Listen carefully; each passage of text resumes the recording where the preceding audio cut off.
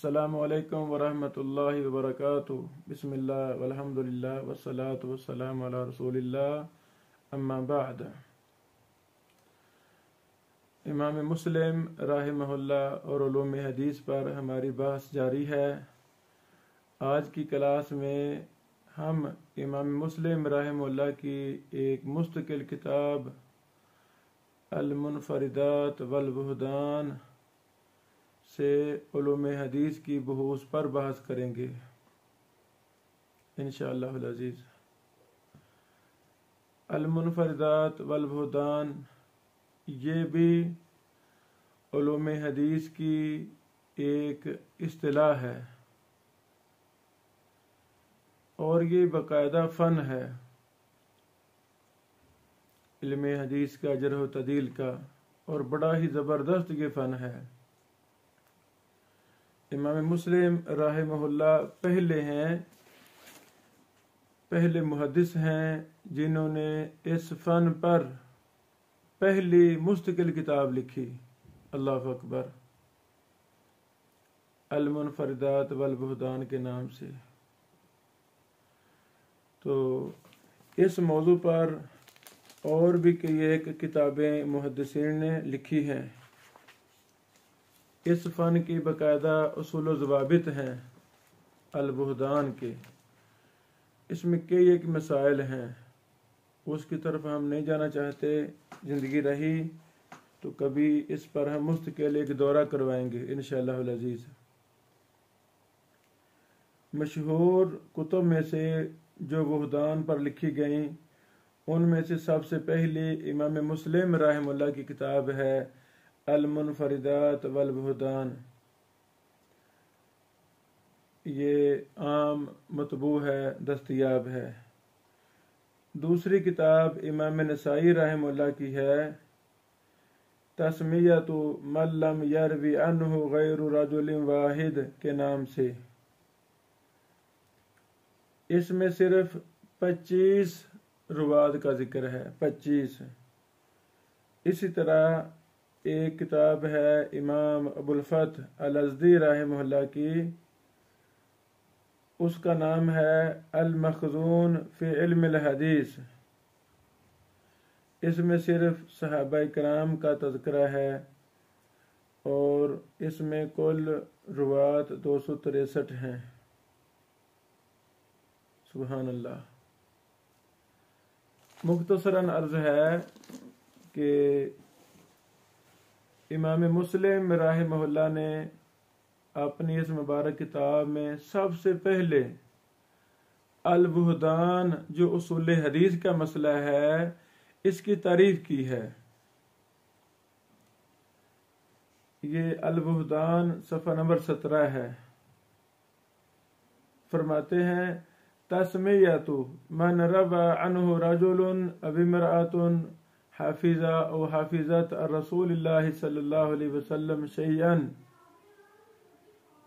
ان رواد کا نام مرد ہوں یا عورت ہوں جنہوں نے رسول اللہ صلی اللہ علیہ وسلم سے کسی حدیث کو یاد کیا، کسی چیز کو یاد کیا۔ اور بہدان اور منفردات کی یہی تعریف ہوتی ہے، ایسا راوی جس سے روایت کرنے والا صرف ایک ہو۔ اللہ اکبر۔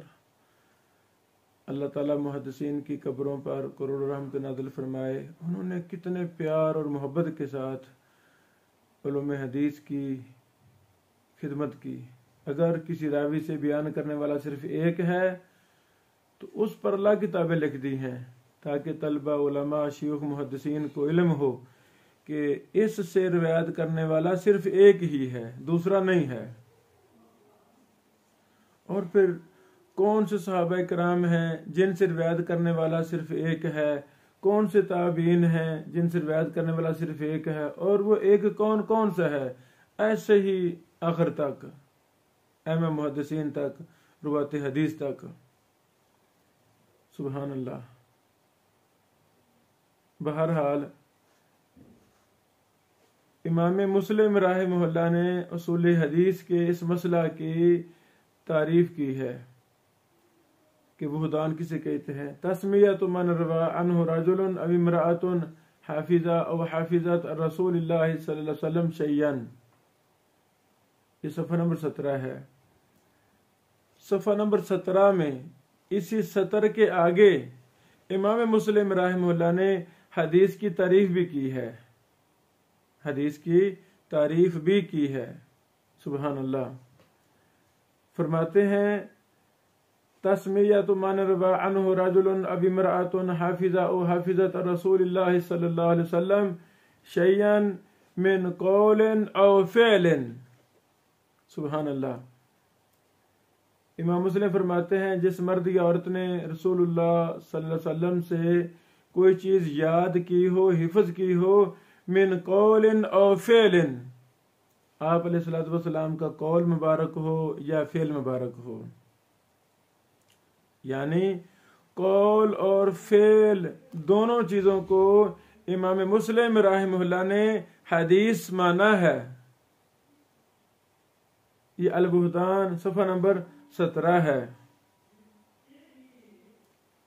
تو جب ہم دیگر اہم محدثین کا کتب کا دراسہ کرتے ہیں، پڑھتے ہیں، تو وہاں ہمیں قول، فعل اور تقریر بھی ملتی ہے. جب ہم صحیح مسلم کا مطالعہ کرتے ہیں تو الحمدللہ صحیح مسلم کے اندر تقریری احادیث بھی موجود ہیں. جب ہم اس کی وضاحت شرح لکھیں گے وہاں ہم کچھ کا حوالہ بھی دیں گے انشاءاللہ. اچھا، امام مسلم رحمہ اللہ نے اس عبارت کے اندر اصول حدیث کا ایک تیسرا اصول بھی بیان کیا ہے. وہ اصول کیا ہے؟ حدیث کو یاد کرنا. حدیث کو سن لینا کافی نہیں ہے، سن کے انسان بلا دے، نہیں، اس کو یاد کرنا. یاد ہوگا تو آگے بیان کرے گا. علم کا مقصد سن کر یاد کرنے کے بعد اپنے اوپر لاگو کرنا، عمل کرنا اور پھر اس کو آگے پہنچانا ہے. یہ ہم نے یہ استدلال کیا حافظہ او حافظات ان لفظوں سے، یاد کرنا، حفظ کرنا.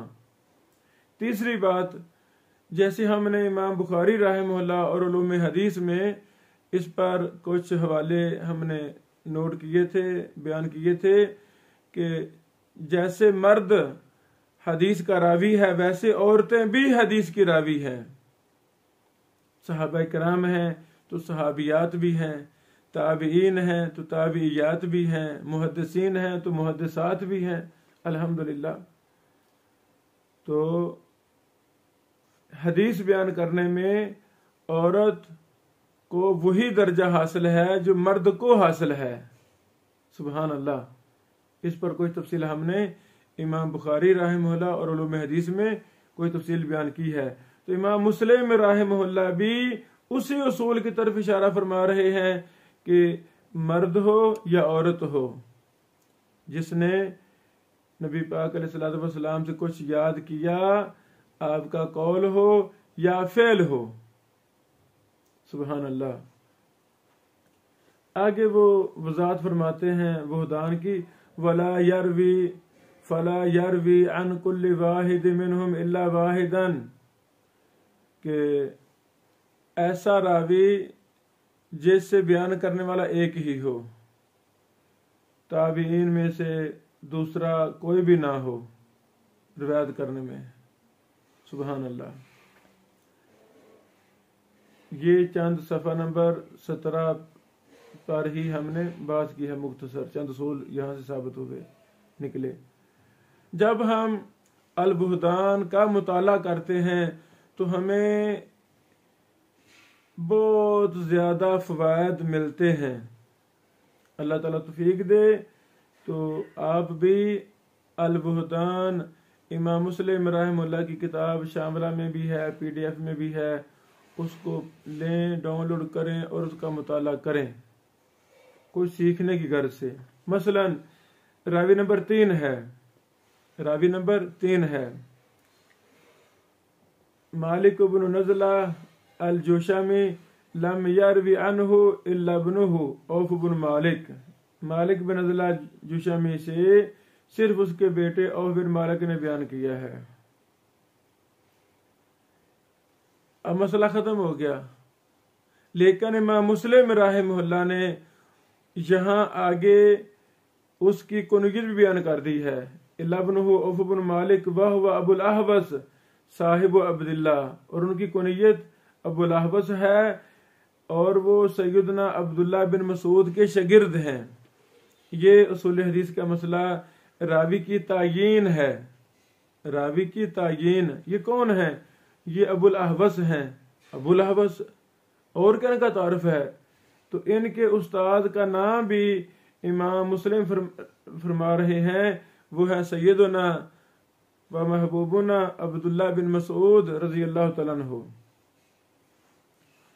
इसी तरह रावी नंबर 5 का जब हम मुताला करते हैं, अब्दुर्रहमान इब्न अबी सबरा लम यरवी अन्हु इल्ला इब्नुहु खैसमा, तो इब्न अब्दुर्रहमान कि अब्दुर्रहमान बिन अबी सबरा जो रावी हैं, इनसे सिर्फ उनका बेटा खैसमा बिन अब्दुर्रहमान बयान करते हैं। बात खत्म होगी, यानी वहदान की बहस खत्म होगी। लेकिन आगे सुभान अल्लाह, काना इस्मुहु फिल जाहिलिया अजीज, सुभान अल्लाह, यानी इनका नाम अब्दुर्रहमान बिन अबी सबरा रजी अल्लाह तआला अन्हु का नाम जाहिलियत में अजीज था। इसी तरह उनका नाम अजीज था। फसम्माहु नबी सल्लल्लाहु अलैहि वसल्लम अब्दुर्रहमान, नबी पाक अलैहिस्सलाम ने उनका नाम अब्दुर्रहमान रखा। सुभान अल्लाह। वह अबू सबरा, और ये जो अब्दुर्रहमान के बाप हैं अबू सबरा, उनके बारे में भी इमाम मुस्लिम साहब ने वजाहत कर दी है। वह अबू सबरा जद्दु खैसमा, ये खैसमा का दादा है। खैसमा अब्दुर्रहमान का बेटा खैसमा उसका दादा है। तो अब अबू सबरा का नाम क्या है? इस्मुहु यजीद बिन मालिक, अबू सबरा का नाम यजीद बिन मालिक है। सुभान अल्लाह। यानी अल-वहदान में कितना ज्यादा उलूम हदीस के जर्ह व तदील की फवायद हैं कि इसका दादा कौन है। अगर कुनियत है तो मैं मुस्लिम साहब फरमा रहे हैं इसका नाम क्या है इस रावी का। सुभान अल्लाह। इसी तरह रावी नंबर 6 है हानी बिन यजीद अबू शुरैह, अल्लाह अकबर, रजी अल्लाह तआला अन्हु, ये भी सहाबी हैं। लम यरवी अन्हु इल्ला इब्नुहु शुरैह, इससे सिर्फ उनके बेटे शुरैह ने बयान किया है। और हानी इनकी कुनियत अबुल हकम थी फिल जाहिलिया, जाहिलियत में। तो नबी पाक अलैहिस्सलातु वस्सलाम ने इनकी कुनियत इनके बड़े बेटे के नाम के साथ रख दी अबू शुरैह। यानी हानी बिन यजीद की कुनियत रसूलुल्लाह सल्लल्लाहु अलैहि वसल्लम ने अबू शुरैह रखी। इनकी कुनियत ज़माना जाहिलियत में अबुल हकम थी। तो नबी पाक अलैहिस्सलाम ने उनके बेटे बड़े बड़े का नाम पूछा, क्या नाम है? शुरैह नाम है। तो आपने उसी के नाम की कुनियत रख दी। सुभान अल्लाह, अबू शुरैह। अब ये उलूम हदीस की फवायद हैं, जरूर तदील की फवायद हैं। रावी नंबर 18 है अबू ज़ुहैर सक़फ़ी मुआज़ बिन रबाह लम यरवी अन्हु इल्ला इब्नुहु अबू बकर इब्न अबी ज़ुहैर। अब ये वहदान का मसला है, खत्म हो गया है। लेकिन हमें उलूम हदीस का मसला क्या मिला? फरमाते हैं अबू बकर इब्न अबी ज़ुहैर हुआ अखू अब्दुल्ला अल जदली लिउम्मिही व अस्मु अबी अब्दुल्ला अल जदली अब्द इब्न अब्द। यानी कैसे उसकी आगे मजीद वजाहत, नाम की निस्बत की मजीद वजाहत, ये किसका भाई है, किस एतबार से भाई है कि इनकी माएँ एक हैं। और अब्दुल्ला अल जदली का नाम क्या था? अब्द बिन अब्द। यानी मुबहम रुवात हम पढ़ते हैं ना उलूम हदीस में, मुबहम, तो इमाम मुस्लिम राहिमहुल्लाह किसी चीज को छोड़ते नहीं। एक अबू अब्दुल्ला अल जदली नाम निस्बत आई है तो उसकी वजाहत भी ऐसे मुराद कौन सा रावी है। सुभान अल्लाह। اسی طرح راوی نمبر 24 ہے قیس بن ابی غرزہ الغفاری رضی اللہ تعالیٰ عنہ لم یروی عنہما الا ابو وائل شقیق بن سلمہ الاسدی. ٹھیک ہو گیا، اب یہ بہتان کا مسئلہ ختم ہو گیا. لیکن فرماتے ہیں وہ شقیق، اور یہ جو شقیق ہے ادرک الجاہلیہ، انہوں نے زمانہ جاہلیت بھی پایا ہے. سبحان اللہ. تو اب زمانے کا اعتبار، یہ اس راوی کا زمانہ کون سا ہے، تو اس کے لیے ائمہ محدثین اس کا بھی نوٹ لکھتے ہیں کہ اس کا زمانہ کون سا تھا.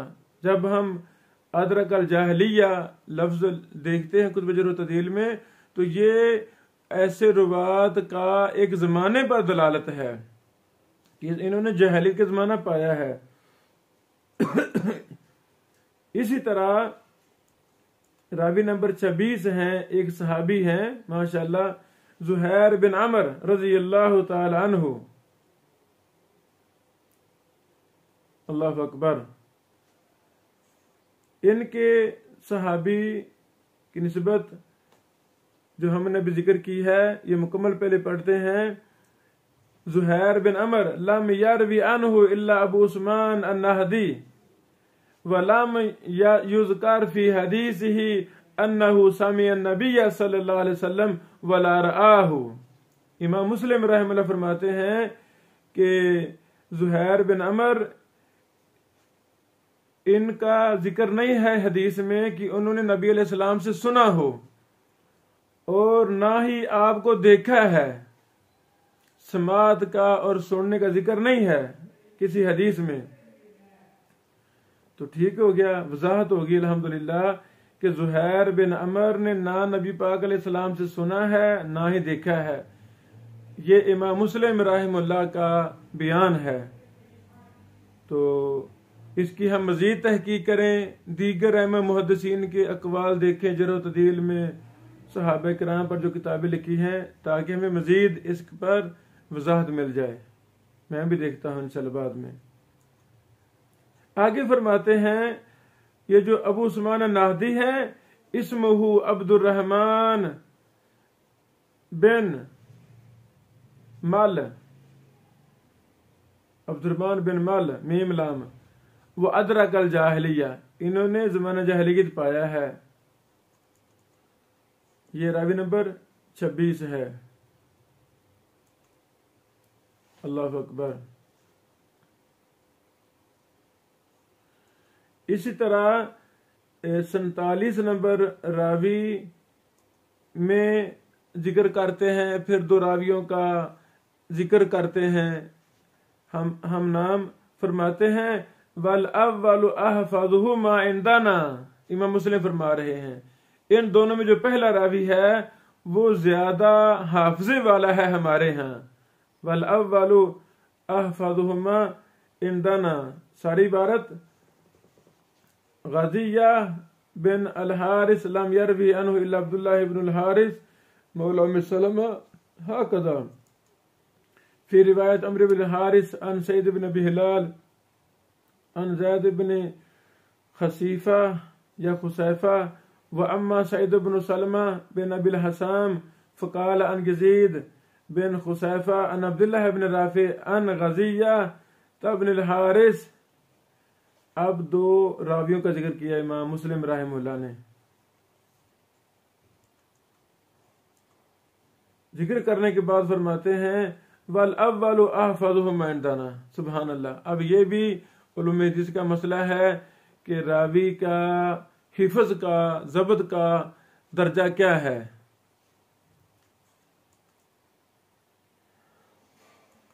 اسی طرح کافی زیادہ فوائد ہمیں ملے ہیں اس مبارک کتاب میں بھی. وہ ہم فوائد ہم نے اپنی کتاب میں نقل کر لیے ہیں. ایک بڑا ہی اہم فائدہ، 81 نمبر راوی ہے البہدان میں کعب بن عاصم الاشعری لم یروی عنہ الا ام الدرداء و ام الدرداء. کعب بن عاصم اشعری سے روایت کیا ہے ام درداء نے، اور ام درداء رضی اللہ تعالی عنہ کا نام 2 دفعہ آیا ہے۔ اب ان کی وضاحت بھی امام مسلم فرما رہے ہیں۔ وضاحت کیا ہے؟ ہما سنتانی، یہ 2 ہیں، ام درداء نامی 2 صحابیات ہیں۔ سنتان، یہ 2 ہیں، کانتا عند ابی الدرداء، یہ دونوں سیدنا ابو درداء رضی اللہ تعالی عنہ کی بیویاں تھیں، زوجات تھیں۔ فالکبرى، جو بڑی ام درداء تھیں، بڑی بیوی، ان کا نام تھا خیرہ بنت ابی حضرد، اور جو چھوٹی ام درداء تھیں اس کا نام تھا حجیمہ، سبحان اللہ، حجیمہ رضی اللہ تعالیٰ عنہ۔ الصحابیات، یہ صحابیات تھیں۔